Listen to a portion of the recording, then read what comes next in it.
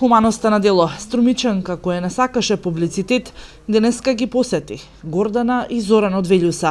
Сторијата која вчера беше објавена на нашата телевизија ги разбранува чувствата на многумина. Пакети со прехранбени производи беа донесени во нивниот дом. Зоран беше задоволен што нема да бара милостина од другите. Ке има во наредниот период храна за него и неговата болна сестра. И денеска стигна и првата помош. Да, првата. Задоволен, благодарен. Благодарен, задоволен. Така.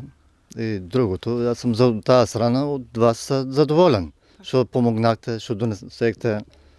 И Имате доволно храна за... ќе има доволно храна, нели, на човекот што треба да му дам, да јаде. Другото. Соседи и жители на Велјуса побараа да се објави тешкиот животен пат на Зоран и Гордана. 4 години веќе е врзана за искршениот кревет, мозочниот удар ја направи сосема неподвижна, а за неа единствено останува да се грижи брати, кои самиот се бори со болест, живеат во моментов од милостина на хумани луѓе.